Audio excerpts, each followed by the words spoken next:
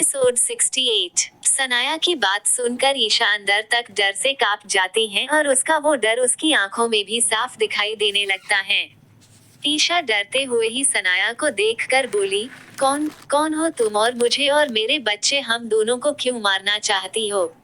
उद्धरण चिन्ह। मैंने तो तुम्हें आज से पहले देखी तक नहीं हूँ, ना ही मैं तुम्हें जानती हूँ, ना ही पहचानती हूँ। तो मैंने तुम्हारा ऐसा भी क्या बिगाड़ दिया जो तुम मुझे और मेरे बच्चे को मार देना चाहती हो? आखिर क्या बिगाड़ा है मैंने तुम्हारा, बताओ मुझे। ये बोलते हुए ही ईशा की आंखें अब गुस्से से भर जाती हैं। और गुस्से से भरे भी क्यों ना, अगर सनाया उसे मारने की बात करती तो ईशा एक घड़ी कुछ नहीं बोलती, मगर सनाया उसके साथ उसके पेट में पल रही नन्ही सी जान जो दुनिया में आई भी नहीं उसे मारने की बात कर रही थी, जिसे ईशा कैसे बर्दाश्त कर सकती थी। सनाया ईशा को गुस्से में ही देखते हुए, तुमने मेरा कुछ नहीं बिगाड़ा, मगर जो कुछ भी मेरे साथ हुआ उसके लिए कहीं ना कहीं तुम भी जिम्मेदार हो। अपने लॉन्ग स्कर्ट को पैरों से ऊपर करते हुए, ये देखो मेरे पैर की हालत, आज जो मेरे पैर की ये हालत है वो तुम्हारे उन पति के कारण ही है। अगर उस दिन में अपने डेड की बात मान ली होती और तुम्हारे पति के ऑफिस ना गई होती, तो आज मेरे पैर सही सलामत होते और मैं भी तुम्हारी तरह ही चल फिर पाती, मगर तुम्हारे पति ने मेरे ऊपर अपने उन पालतू शेर और चीते को छोड़ दिए, जिनने न ही मेरे एक पैर को मेरे शरीर से अलग कर दिया, बल्कि मेरे ही सामने मेरे पैर को बड़े ही मजे से खाया, और तुम्हारे वो पति बस खड़े तमाशा देखते रहे और मेरी हालत पर हंसते रहे। और उसी दिन मैंने डिसाइड कर लिया था, मैं उन दोनों भाई की जान ले लूंगी, छोड़ूंगी नहीं उन्हें और उनसे उनकी सारी खुशियों को छीन लूंगी। और आज वो दिन आ गया। अब मैं तुझे मारकर अपना वो बदला लूंगी जो तेरे पति के कारण मेरी ये हालत हुई है। सनाया काफी ज्यादा गुस्से में ही ईशा को देखकर बोली। सनाया का एक पैर ना देखकर ईशा को उसके लिए बुरा तो लगता है, मगर उसकी बातों को सुनकर ईशा को गुस्सा भी आ जाता है और वो उसी गुस्से के साथ ही चिल्लाकर बोली, अगर मारना ही है तो जाकर उन दिनों हैवानों को मारो जिन्होंने मुझसे मेरी इज्जत छीन ली। अगर तुम्हें मारना ही है तो जाकर उन दोनों हैवान भाइयों को मारो जिन लोगों की वजह से मुझसे मेरा परिवार छिन गया, जिन्होंने मेरी आंखों के सामने ही मेरे भाई पर गोली चला दी, मुझे मेरी ही नजरों बाजारू बना कर रख दिया। और तुम्हारी इस हालत के लिए जो जिम्मेदार है उन्हें जाकर मारो। मुझे और मेरे बच्चे को मारकर तुम्हें कुछ भी नहीं मिलेगा, क्योंकि मैं तो खुद उन दोनों की कैद से आजाद होना चाहती हूँ, मगर चाहकर भी हो नहीं पा रही हूँ। तुम्हें क्या लगता है मैं उन दोनों के साथ अपनी मर्जी से खुश होकर रह रही हूँ? नहीं, ऐसा कुछ भी नहीं है। मैं अपनी मर्जी से नहीं बल्कि उनके जबरदस्ती करने पर रह रही हूँ। मेरा दम घुटता है उन लोगों के साथ, में नहीं रहना चाहती उन दोनों के साथ, मगर मुझे मजबूर कर वो जबरदस्ती अपने साथ रख रहे हैं। अगर तुम्हें अपना बदला लेना ही है तो उन दोनों से लो, क्योंकि तुम्हारी और मेरी हालत एक जैसी ही है। इतना बोलते हुए ही ईशा की आंखें आंसुओं के साथ गुस्से से भी भर जाती हैं। और ईशा की बात सुनकर सनाया उसे हैरानी के साथ ही देखते हुए बोली, मतलब क्या है तुम्हारा? तुम उन दोनों के साथ प्यार की वजह से नहीं रह रही हो, और उन दोनों ने जबरदस्ती तुम्हें अपने साथ रखा है। उद्धरण चिन्ह। ईशा रोते हुए ही, हाँ, आज से 4 महीने पहले एक गलत फहमी के चलते मैंने उन दोनों पर हाथ उठा दी थी, और मेरे उस थप्पड़ के बदले में दोनों भाई ने मिलकर मुझसे जबरदस्ती शादी की और फिर हर रात मेरा बलात्कार करते रहे, और मुझे इतना ज्यादा टॉर्चर किए जिस कारण मैं ना जी पा रही हूँ और ना ही मर पा रही हूँ। मैं भाग जाना चाहती हूँ उस जगह, और ऐसी जगह चली जाना चाहती हूँ जहाँ पर वो दोनों ही मुझे ढूंढ ना पाए। मैं थक चुकी हूँ उन दोनों के साथ रहते हुए, अब मुझसे बर्दाश्त नहीं होता है एक साथ उन दोनों को सहना, और तुम्हारी हालत भी उन दोनों के कारण ऐसी हुई है, तो जाओ और उन दोनों को मारो, ताकि मैं भी उन दोनों की कैद से आजाद हो सकूं। आखिर मैं भी थक चुकी हूँ उन दोनों के जुल्मों का शिकार बनते बनते। इतना बोल ईशा रोने लगती हैं। मगर ईशा की बात सुनकर सनाया हैरान हो जाती हैं और उसी हैरानी के साथ ही बोली, जो भी हो मगर हो तो तुम उन दोनों की पत्नी ही, और अब तो उन दोनों का बच्चा भी तुम्हारी कोख में पल रहा है, इसलिए तुम्हें मरना तो होगा ही।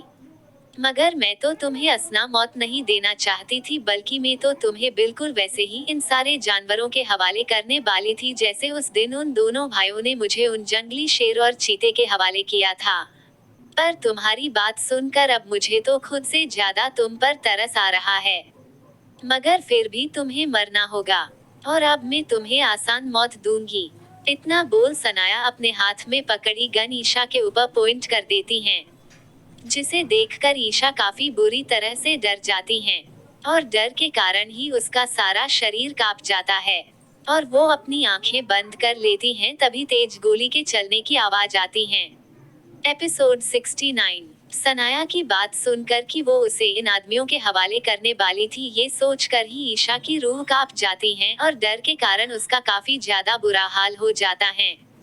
यहाँ तक डर के कारण ही ईशा की आंखें भी कांपने लगती हैं, और वो अपनी दोनों आंखों को बंद कर लेती हैं, क्योंकि इस समय ईशा बिल्कुल भी मरना नहीं चाहती थी, वो जीना चाहती थी, क्योंकि उसके अंदर एक नन्ही सी जान जो पल रही थी, और वो बिल्कुल भी अपनी उस नन्ही सी जान को चोट पहुंचाना या खुद भी मरना नहीं चाहती थी। ईशा अपने मन में ही खुद से बातें करते हुए ही बोली, कहाँ पर हो तुम दोनों हनी, जल्दी से आ जाओ और मुझे इस लड़की से बचाओ, वरना ये हमारे बेबी और मुझे हम दोनों को मार देगी। इतना मन में सोचते ही ईशा को चक्कर आ जाता है, और वो अपनी आंखें बंद किए ही बेहोश होकर कुर्सी पर ही रह जाती हैं। तो सनाया वो ईशा पर अपनी गन पॉइंट करते हुए ही बोली, तेरे साथ जो हुआ उसमें मेरी कोई गलती नहीं, गलती तो इन दोनों भाइयों की है, और तू इन दोनों की ही पत्नी है, और तेरी कोख में उन दोनों की औलाद, और मैं तुझ पर दया खाकर तुझे छोड़ने वाली तो बिल्कुल भी नहीं हूँ। तुझे मरना होगा, क्योंकि तू और तेरा ये बच्चा मरेगा, तभी तो वो दोनों डेविल्स तड़पेंगे, और जब वो दोनों तड़पेंगे तो मुझे सुकून मिलेगा। इतना बोल वो जैसे ही ईशा पर गोली चलाने जाती हैं, ठीक वैसे ही एक गोली आकर सीधे सनाया के हाथ पर लगती हैं, जिस कारण सनाया की एक तेज चीख निकल पड़ती है। आन तो उस जगह पर मौजूद जितने भी गुंडे होते हैं उन सब पर भी एक साथ गोलियों से हमला होता है, और ये सब इतने जल्दी में होता है जिस कारण किसी को भी कुछ समझने का मौका ही नहीं मिलता है, और 1 मिनट के अंदर ही वहां पर मौजूद 15 से 20 आदमी सारे ही बेजान लाश की तरह जमीन पर पड़े हुए होते हैं, और वो सारी ही जगह खून से सन चुकी थी। ये सब इतनी जल्दबाजी में हुआ था जिस कारण किसी को कुछ भी समझने का मौका ही नहीं मिला था, और पल भर में ही सब कुछ शांत हो चुका था। सनाया ने भी डर के कारण अपनी दोनों आंखों को बंद कर रखा था, और उसे अपने हाथ में तेज दर्द तो हो रहा था, मगर फिर भी वो अपने हाथ का दर्द भुलाकर अपनी दोनों आंखें कसकर बंद कर रखी होती हैं। और जब वो अपनी आंखों को वापस से खोलती है तो उसकी आंखें अपने सामने के नजारे को देखकर काफी ज्यादा हैरान हो जाती हैं, और उसकी आंखें डर के कारण कांप उठती हैं, क्योंकि सनाया के सामने इस समय यूहान और व्यूहान दोनों ही भाई किसी राजा की तरह बैठे हुए होते हैं, और उन्हीं की गोद में बेहोश हो चुकी ईशा भी थी, जिसे यूहान ने किसी कीमती मोती की तरह संभाल कर रखा होता है, और वो दोनों ही सनाया को अपने चेहरे पर डेविल मुस्कान लिए देख रहे होते हैं। उन दोनों को अपने सामने देखकर इस समय सनाया को ऐसा लग रहा था जैसे मानो खुद मौत के देवता उसके सामने बैठे हो, और वो उसे अपने साथ ले जाना चाहते हो। और इसके पहले सनाया कुछ भी बोल पाती, व्यूहान अपने चेहरे पर डेविल मुस्कान लिए हुए ही बोला, तो तुम्हें क्या लगा तुम हमसे आगे निकल सकती हो? हम दोनों डेविल भाई से आगे, और तुम जो भी करोगी हमें उसकी खबर नहीं होगी। क्या तुम्हें हम इतने बड़े बेवकूफ लगते हैं? यूहान भी डेविल मुस्कान के साथ ही, तुम बेवकूफ हो या बनने का नाटक कर रही हो? जो तुम ये सोचकर बैठी हम हमारी प्यारी सी लिटिल बीबी को ऐसे ही अकेले छोड़ देंगे? अगर तुमने ऐसा सोची तो तुमसे बड़ा बेवकूफ तो कोई हो ही नहीं सकता है।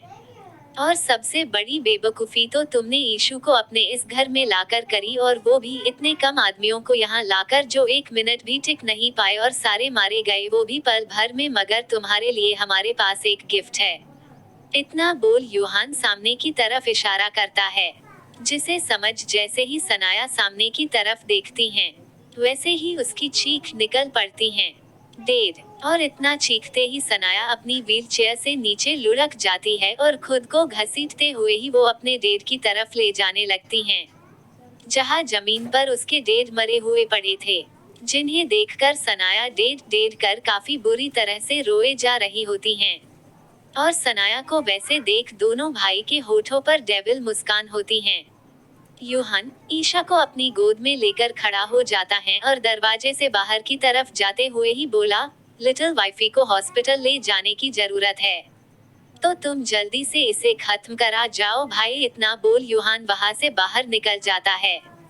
तो यूहान के होठों पर भी शैतानी चमक आ जाती है और वो अपने हाथ में पकड़ी गन सनाया पर पॉइंट कर बोला, हमने तुझे 2 मौके दिए मगर तू फिर भी नहीं समझी और अब तो तूने हद ही पार कर दी और इसकी बस एक ही सजा है और वह है सजा ये मौत।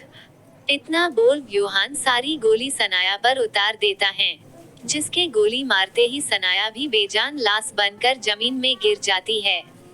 यूहान काफी सख्त लहजे में अपने आदमियों से, सारे घर में आग लगा दो और इनके बैंक अकाउंट में जो भी पैसे हो उन्हें उन लोगों तक पहुंचा दो जिन लोगों के घर वालों की जान इन दोनों की वजह से गई है।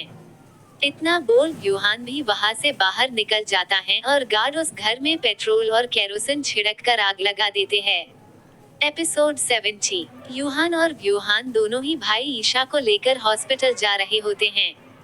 तभी रास्ते में ही दोनों को एहसास होता है जैसे किसी ने उनकी कार के ब्रेक फेल कर दिए हैं और उनकी कार में ब्रेक नहीं लग रहे हैं। ये देखकर व्यूहान अपनी गोद में बैठी अपनी लिटिल वाइफी को देखता है जो बेहोश किसी खरगोश की तरह उसकी गोद में बैठी हुई थी, जिसे वैसे देखकर व्यूहान डरते हुए ही बोला, अब हम क्या करेंगे भाई, हमारे साथ हमारी लिटिल वाइफी और हमारा बेबी भी है, हम क्या करें अब। ये बोलते हुए है व्यूहान की आंखें दर्द से भरी होती हैं।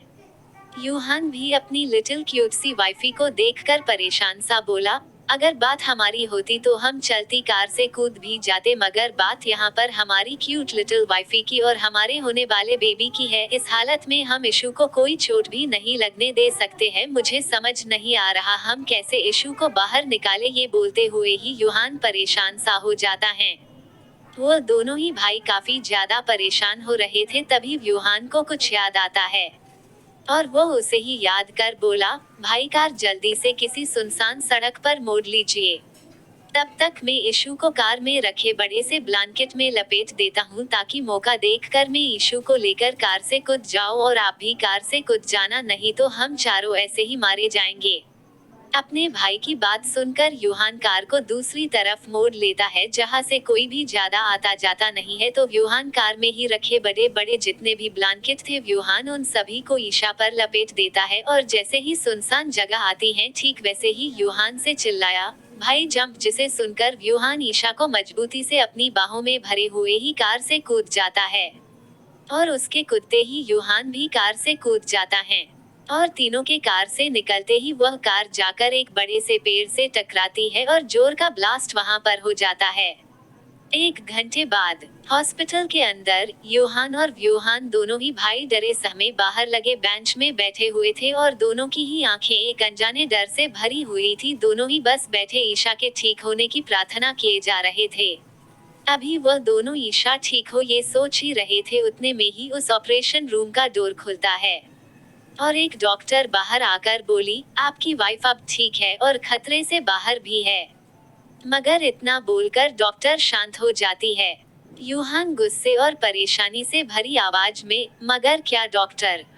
डॉक्टर थोड़ा डरते हुए ही बोली, आपकी वाइफ तो ठीक है और उन्हें होश भी आ गया है मगर आपका बेबी वो बच नहीं पाया, उनका मिसकैरेज हो गया है।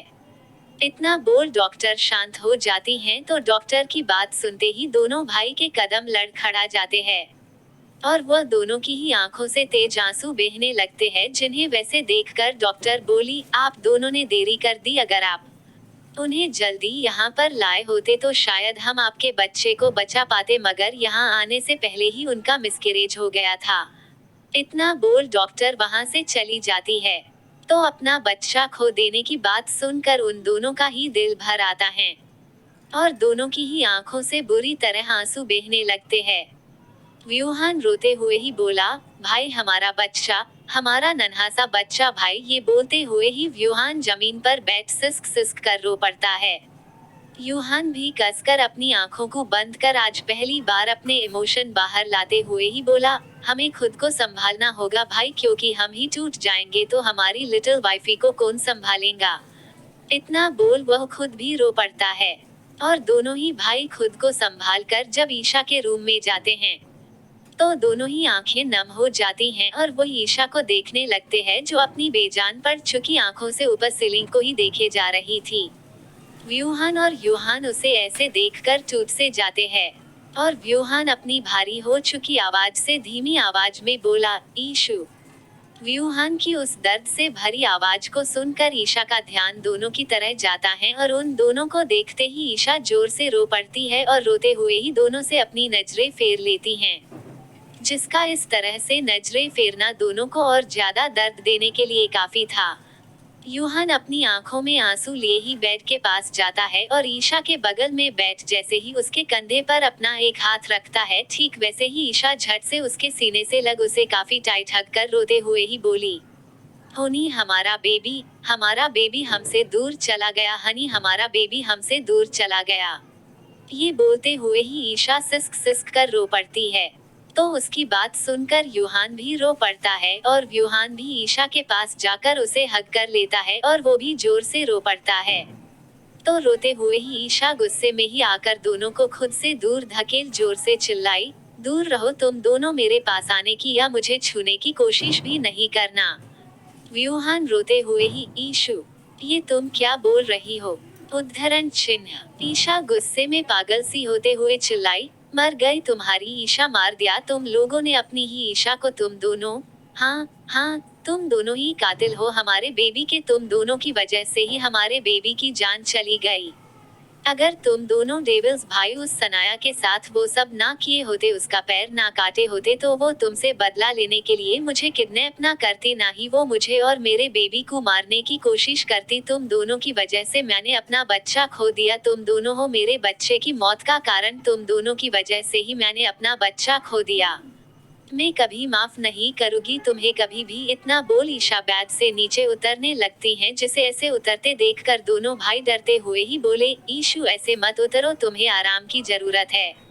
उन दोनों ने इतना बोले ही थे उतने में ही ईशा पागल सी होते हुए चिल्लाई, खबरदार खबरदार, जो आज के बाद कभी भी मेरा नाम अपनी गंदी जुबा पर लाए या मुझे वापस से अपने घर ले जाने की कोशिश भी की तो मैं अपनी जान ले लूंगी, खुद को खत्म कर दूंगी। तुम दोनों ने ली है मेरे बेबी की जान, तुम दोनों खूनी हो मेरे बच्चे के, तुम ही हो मेरे बच्चे की मौत की वजह। तुम दोनों की दुश्मनी ना होती तो आज मेरा बच्चा मेरे पास मेरे साथ होता, और अब जब मेरा बच्चा ही नहीं रहा तो मैं तुम दोनों के साथ रहकर क्या करूंगी? नहीं रहना, मुझे तुम दोनों के साथ नहीं जाना, मुझे तुम्हारे घर, मुझे नफरत हो रही है तुम दोनों से, तुम दोनों की वजह से मैंने अपना बच्चा खो दिया और अब मैं एक पल भी तुम दोनों के साथ नहीं रहूंगी। इतना बोल ईशा गुस्से में ही पागल सी होते हुए बाहर जाने लगती हैं, जिसे वैसे जाते देखकर यूहान और व्यूहान दोनों ही उसके पास जा उसे रोकते हुए है बोले। यूहान बुरी तरह से रोते हुए बोला, हमने भी हमारा बच्चा खोया है ईशु, वो सिर्फ तुम्हारा नहीं हमारा भी बेबी था, जिसके जाने का गम हमें भी है। हमारा बेबी तो हमसे दूर जा चुका है, पर अब तुम हमसे दूर मत जाओ, बहुत प्यार करते हैं हम तुमसे, जी नहीं पाएंगे तुम्हारे बिना, मत जाओ हमें छोड़कर। इतना बोल व्यूहान ईशा के कदमों में गिर जाता है। यूहान भी बुरी तरह से रोते हुए ही बोला, तुम जो सजा हमें दोगी हम वो सारी से लेंगे, मगर इस तरह से हमें छोड़कर मत जाओ। हमने हमारा बेबी तो खो दिया है, मगर अब हम तुम्हें नहीं खो सकते हैं। तुम प्यार ही नहीं हमारी जिंदगी, दुनिया, हम अनाथों का परिवार सब कुछ हो, तुम्हारे अलावा हम दोनों का कोई और नहीं है इस दुनिया, हमें ऐसे छोड़कर मत जाओ ईशु, हम नहीं रह पाएंगे तुम्हारे बिना। ये बोलते हुए ही यूहान भी ईशा के कदमों पर गिर जाता है। ईशा गुस्से में ही दोनों को खुद से दूर झटक जोर से चिल्लाई, नहीं अब और नहीं अब, एक पल भी मैं तुम दोनों के साथ नहीं रहने वाली। तुमने मुझसे मेरा बच्चा छीन लिया है, मुझे मेरा बच्चा लाकर दे दो। लौटा सकते हो मुझे मेरा बच्चा, नहीं लौटा सकते ना तो दूर रहो मुझसे, अब मैं तुम दोनों के साथ नहीं रहूंगी, और तुम दोनों ने जबरदस्ती मुझे रोकने की कोशिश भी की तो मैं अपनी जान दे दूंगी। मैं जा रही हूँ तुम दोनों से दूर, कहीं ऐसी जगह जहाँ पर तुम मुझे ढूंढ ना पाओ, और मुझे ढूंढने की कोशिश भी मत करना, क्योंकि अब हम कभी भी एक नहीं हो सकते हैं। मैंने अपने बच्चे की वजह से तुम दोनों को माफ किया था, पर अब जब बच्चा ही नहीं रहा तो मैं ही क्या करूँगी? तुम दोनों डेविल्स के पास रुककर इतना बोल ईशा वहाँ से चली जाती है और दोनों ही भाई बस रोते हुए रह जाते हैं। एपिसोड 71। उत्तराखंड नैनीताल। सुबह का समय। क्या हुआ भैया, आपने ऐसे ऑटो क्यों रोक दी? एक दुबली पतली सी लड़की जिसने एकदम सिंपल सा पटियाला सूट पहन रखा था और चेहरे पर किसी भी तरह का कोई मेकअप नहीं था। उस लड़की के काले घने बाल एक चोटी में बंधे हुए थे और वह सादगी में भी काफी मासूम और प्यारी लग रही थी। ऑटो वाला, लगता है मैडम ऑटो खराब हो गई है और अब इसे मैकेनिक के पास ही लेकर जाना होगा, तभी ये ठीक होगी। इसे सुधार पाना मेरे बस की बात नहीं है। लड़की हैरानी से, ये क्या बोल रहे हो भैया, ऐसे में तो मैं लेट हो जाऊंगी। मुझे जल्दी से होटल जाना है, नहीं तो मैनेजर मुझे आज पक्का जॉब से बाहर निकाल देंगे। वैसे ही मैं इतनी ज्यादा लेट हो चुकी हूँ। ये बोलते हुए ही वो लड़की बुरी तरह से डर जाती है। ऑटो वाला, जल्दी जाना है तो एक ही रास्ता है मैडम, अब आप पैदल ही चले जाओ। वैसे भी आपका होटल थोड़ी ही दूरी पर तो है। ये बोलते हुए ही वो बाहर की तरफ देखने लगता है। लड़की अपने ऑटो से बाहर निकल अपने पर्स से 2 20 के नोट निकाल उस ऑटो वाले को दे वहां से जाने लगती है तो ऑटो वाला उसे आवाज लगाकर बोला, मैडम 10 रुपए कम है। लड़की बिना उसे देखे ही बोली, आपने भी तो आधे रास्ते पर छोड़ा। इतना बोल वह दौड़ते हुए ही अपने होटल के तरफ भागने लगती हैं और भागते हुए ही वह सीधे आकर उस होटल के बाहर ही रुकती है और जोर से गहरी लंबी सांसें लेते हुए ही बोली, आज तो तू गई, अब काम से कहीं तेरी नौकरी ना चली जाए। ये बोलते हुए ही वह अंदर की तरफ भागती है।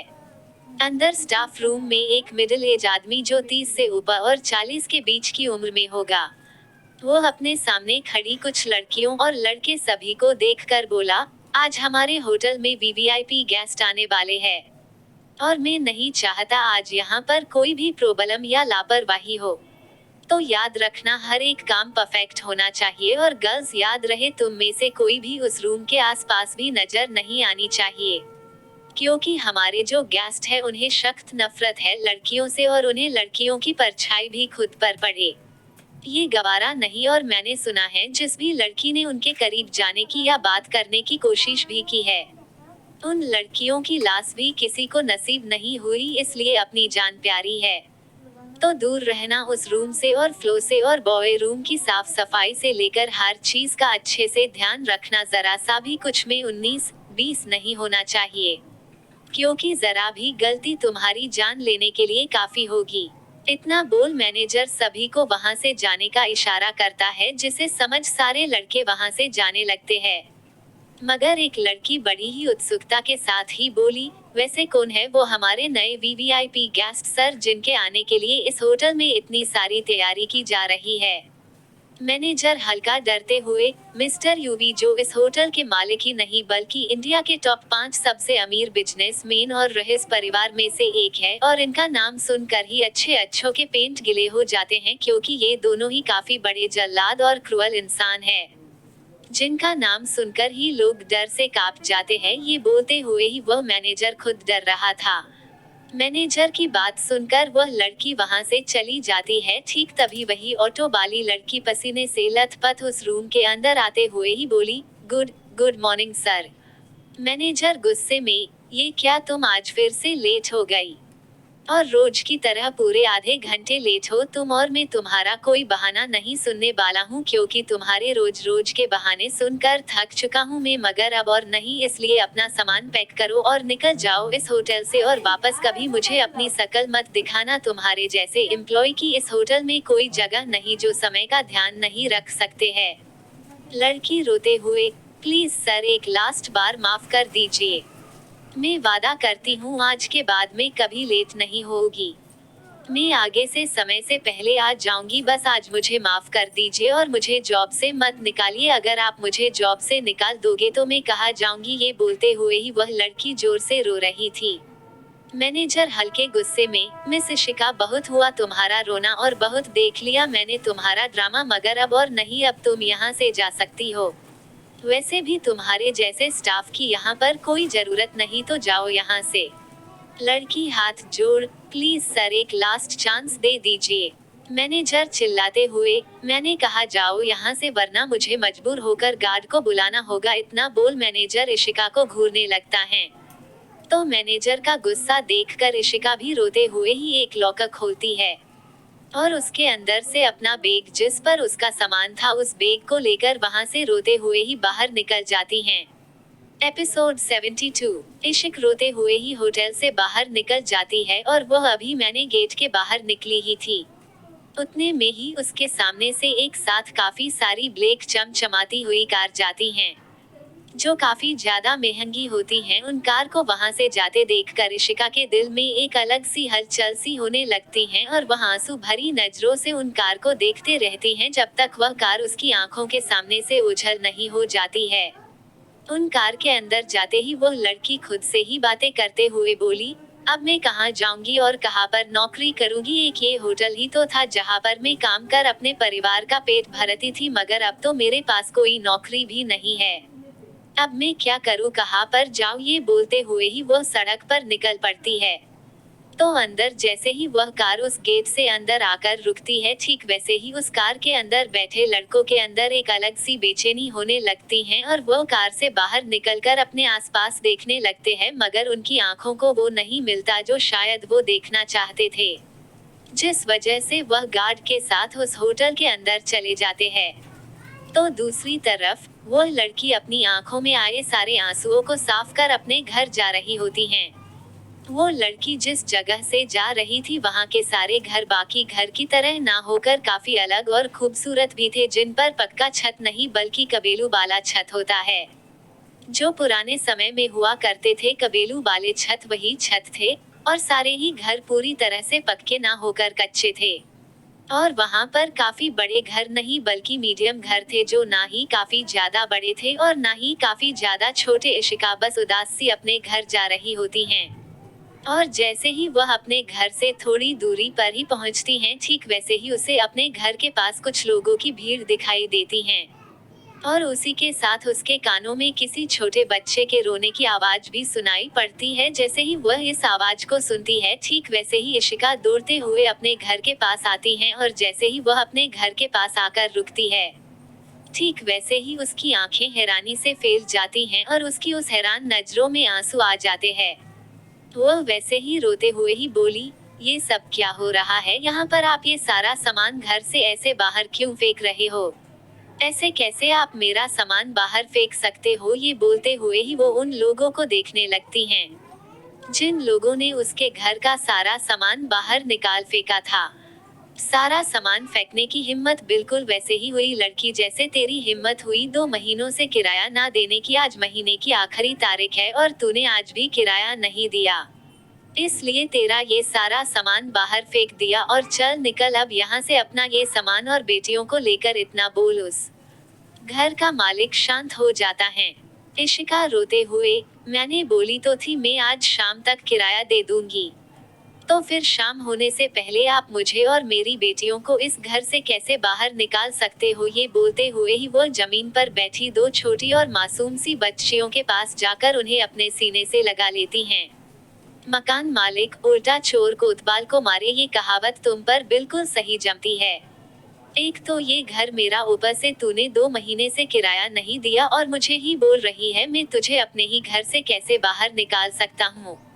ये लड़की सुन, अब से तू यहाँ पर नहीं रह सकती है, चल निकल यहाँ से। अपनी इन पाप की औलादों को लिए पता नहीं कहाँ से आकर हमारे इस गांव में रह रही हैं, ना जात का पता ना कुल का, और पता नहीं किसके पाप की औलादों को लेकर घूम रही है। ये बोलते हुए ही वह आदमी घिन भरी नजरों से इशिका को देखने लगता है।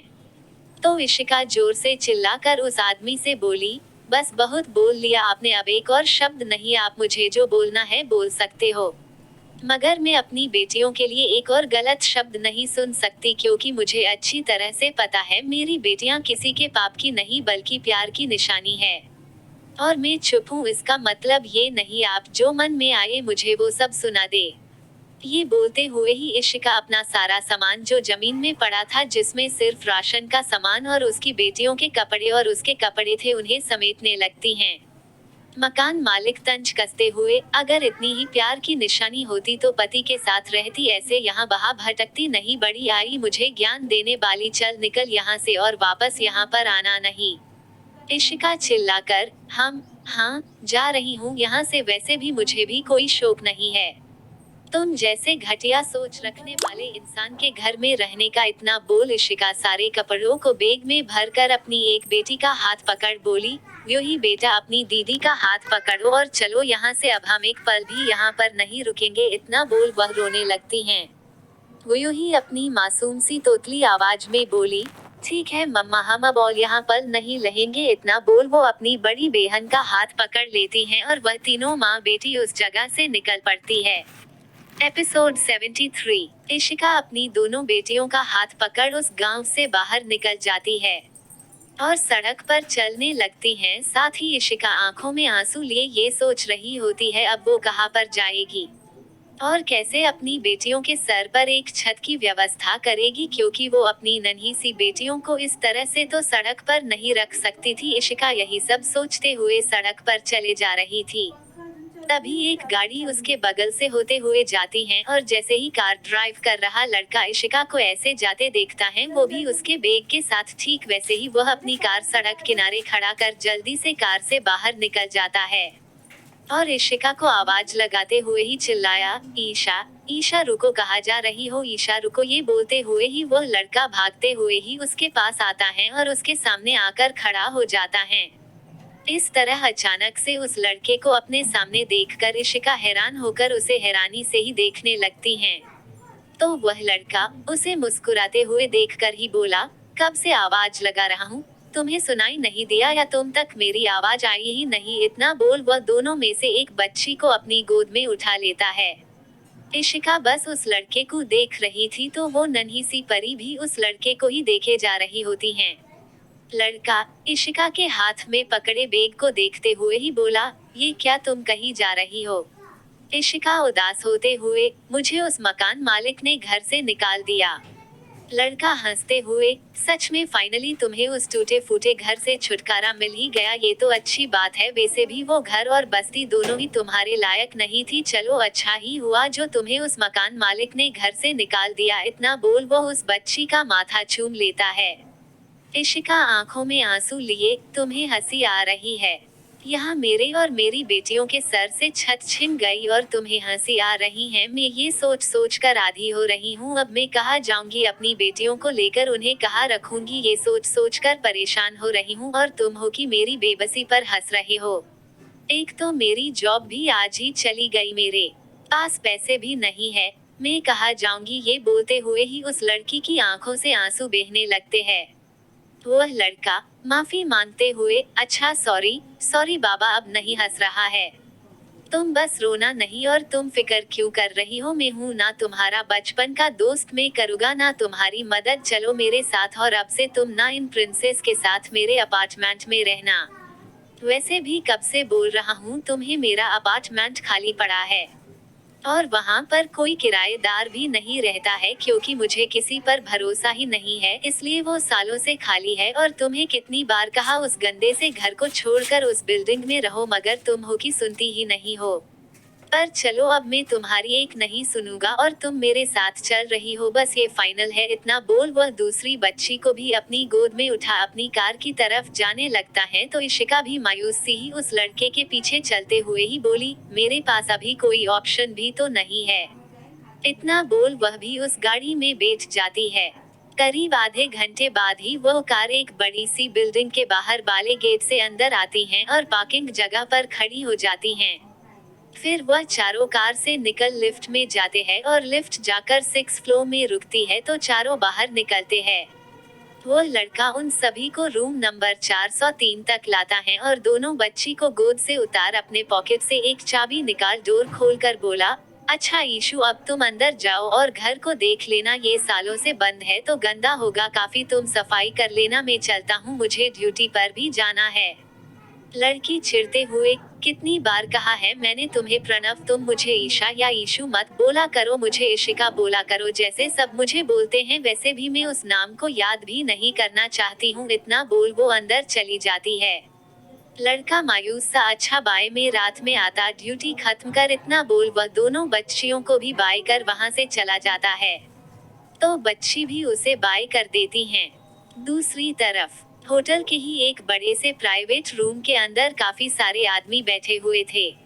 मगर सभी के चेहरे डर से भरे हुए थे और उनका शरीर कांप रहा। कमरे में एसी लगी होने के बावजूद भी उनके माथे से ठंडे पसीने की बूंदें बह रही थी और उन्हें ऐसा लग रहा था जैसे उनके सामने उनकी मौत बैठी हुई हो। और सही भी था, वहां एक बड़ी सी आरामदायक काउच पर दो लड़के जिनके काफी लंबे बाल और दाढ़ी हो रखी थी, आंखें काफी ज्यादा खतरनाक और हाथ में गन जिसे खिलौना बनाकर वो दोनों खेल रहे होते हैं। और उन्हें वैसे देखकर सबकी हालत टाइट हो रही थी। जी हाँ, ये दोनों कोई और नहीं बल्कि डेविल्स ब्रदर ही है जो 4 सालों में पूरी तरह से बदल चुके हैं। खासकर उनके उस खतरनाक चेहरे को देखकर। यूहान बेहद खतरनाक आवाज में, ऐसा भी क्या हुआ जो हमें मुंबई से यहाँ नैनीताल आना पड़ा?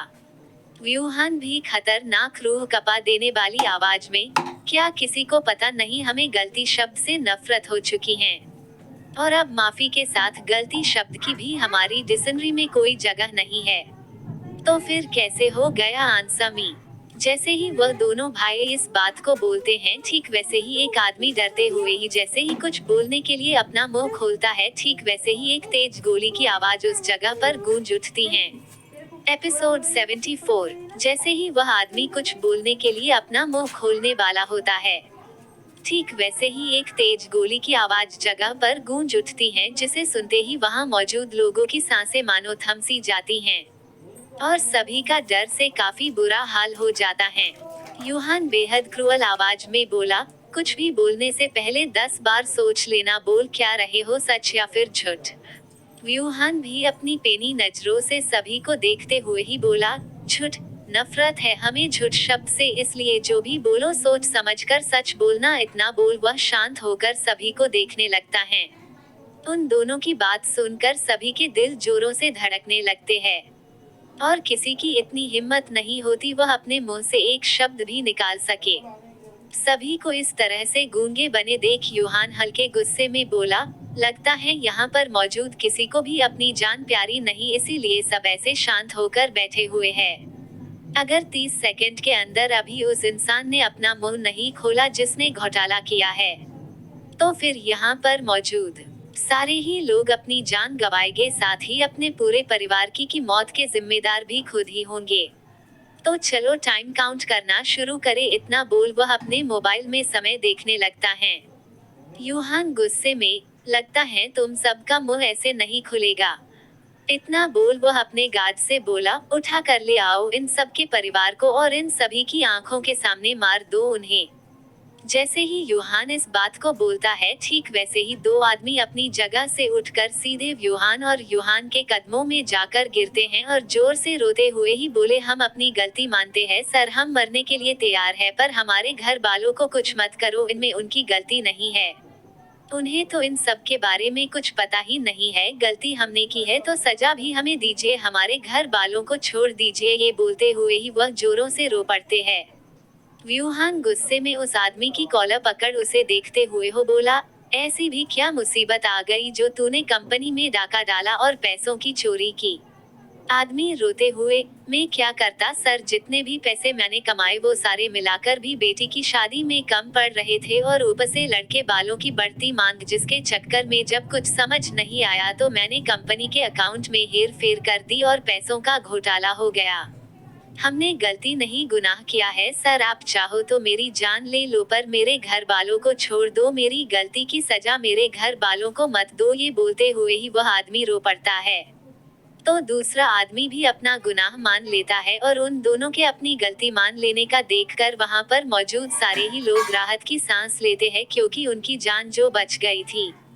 तो उन दोनों आदमी की बात सुनकर दोनों भाई के चेहरे के भाव बिल्कुल भी नहीं बदलते हैं, बल्कि उनकी नीली आंखें अब और भी नीली हो जाती है और वो दोनों वैसे ही गुस्से में बोले, गलती कर दी तुम दोनों ने, अगर पैसे चाहिए तो मुंह से मांगे होते, हम तुम्हें 50 की पूरे 1 देते, मगर तुमने चोरी कर जो गलती की उसके लिए बस एक ही सजा है और वो सजा है मौत। इतना बोल वह दोनों भाई अपने हाथ में पकड़ी गन टेबल पर रख देते हैं, जिसे देख वो दोनों ही आदमी खुद उस गन को अपने सर पर रख अपनी जान ले लेते हैं, जिनके मरते ही यूहान गुस्से में बोला, अगर इन जैसों को आज छोड़ दिया जाता तो कल कोई और चोरी करता और आकर माफी मांग निकल लेता। यूहान, कल कोई और ऐसा ना करे, इसलिए यही अच्छा होगा, गलती की कोई गुंजाइश ही ना रहे। इतना बोल वह दोनों ही उठकर वहां से चले जाते हैं, जिनके जाते ही बचे हुए लोग चैन की सांस लेते हैं। वो दोनों भाई जैसे ही रूम से बाहर निकलते हैं, उनका मैनेजर वहां पर आते हुए बोला, सर क्या हम वापस मुंबई निकल रहे हैं? यूहान कुछ सोचकर, विला को रेडी करवाओ, शाम तक मुझे विला रेडी चाहिए। अब हम यहीं पर रहने वाले हैं। यूहान अपनी आंखों को बंद कर, मुझे लगता है हमारी तलाश यहाँ पर आकर खत्म होने वाली है, इसलिए कुछ दिनों तक हम यहीं रहने वाले हैं। इतना बोलकर वह शांत हो जाता है और मैनेजर भी सर झुकाए चला जाता है।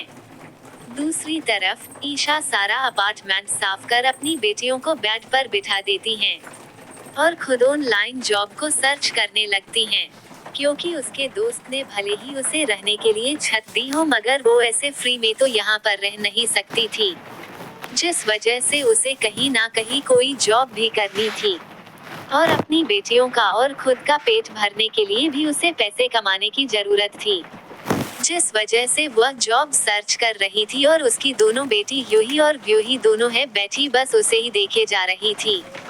यूही अपने पेट पर अपना छोटू सा हाथ रख बोली, मम्मी जोलों से भूख लगी है। यूही, मुझे भी जोलों से भूख लगी है, मम्मा कुछ खाने को दो ना। ये बोलते हुए है दोनों बच्ची अपनी मासूम और प्यारी सी मीठी तोतली आवाज में बोल रही थी, साथ ही और भी क्यूट सा फेस बना ली होती हैं। जब इशिका अपनी दोनों बेटियों की इतनी मासूमियत से भरी प्यारी सी आवाज को सुनती है, तो वह मुस्कुरा उठती हैं और प्यार से दोनों का माथा चूम बोली, मम्मा को बस 10 मिनट दो, मम्मा 15 मिनट में गर्मा गर्म मैगी बना कर लाई। इतना बोल वह मोबाइल बंद कर रख देती हैं और किचन की तरफ बढ़ जाती है। प्रणव के घर में वो सारा सामान मौजूद था जो होना चाहिए। ईशा भी अपने बैग से अपना राशन का सामान, जो काफी कम था, उसमें से मैगी के पैकेट निकाल उन्हें पकाने लगती हैं।